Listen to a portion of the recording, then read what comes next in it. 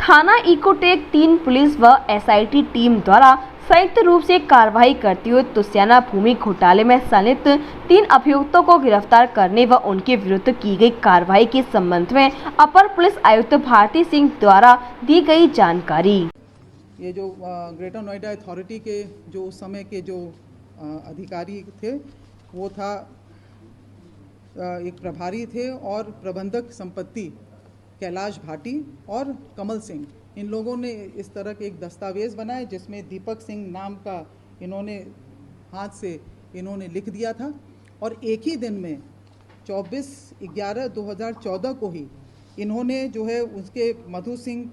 पहले पुत्री जीसी कंबोज था, उसके बाद लीज डीड जब आया तब इन्होंने उसमें दीपक सिंह का नाम डाल दिया।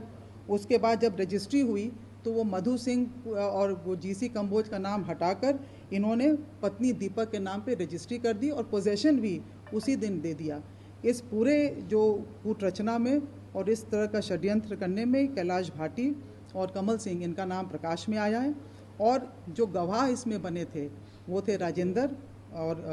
उनका जो बेटा दीपक, ये भी प्रकाश में आए थे। और इन सभी के जो है निगरानी और जो पुख्ता जो हम लोगों को साक्ष्य मिला था उसके आधार पे 16 तारीख को कैलाश भाटी पुत्र स्वर्गीय प्रेम सिंह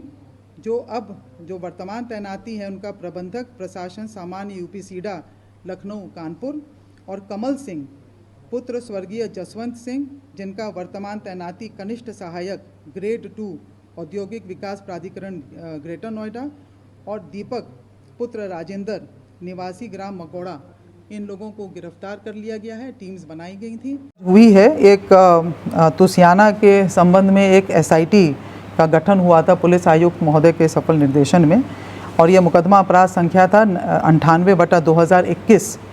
और जो धाराएं थी वो 420, 406, 467, 68, 471 और 120B इसमें जो है ये केस रजिस्टर्ड था। इसमें अप्रैल के माह में 2021 में एक एसआईटी का गठन हुआ था।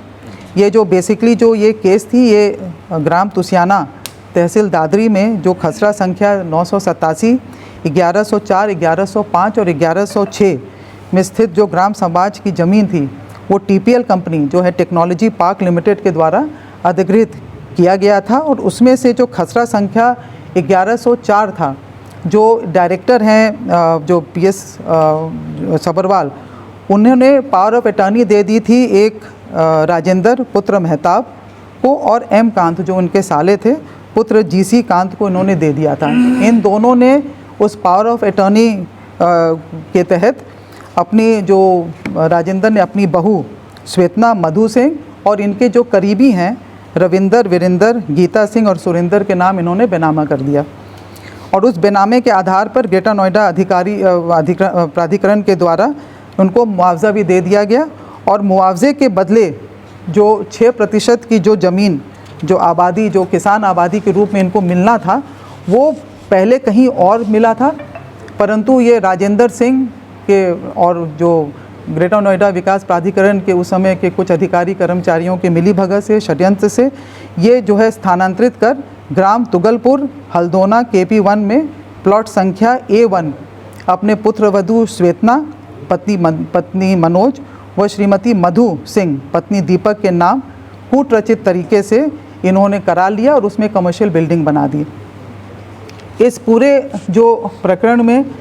ये जो ग्रेटर नोएडा अथॉरिटी के जो उस समय के जो अधिकारी थे वो था एक प्रभारी थे और प्रबंधक संपत्ति कैलाश भाटी और कमल सिंह। इन लोगों ने इस तरह के एक दस्तावेज़ बनाए जिसमें दीपक सिंह नाम का इन्होंने हाथ से इन्होंने लिख दिया था और एक ही दिन में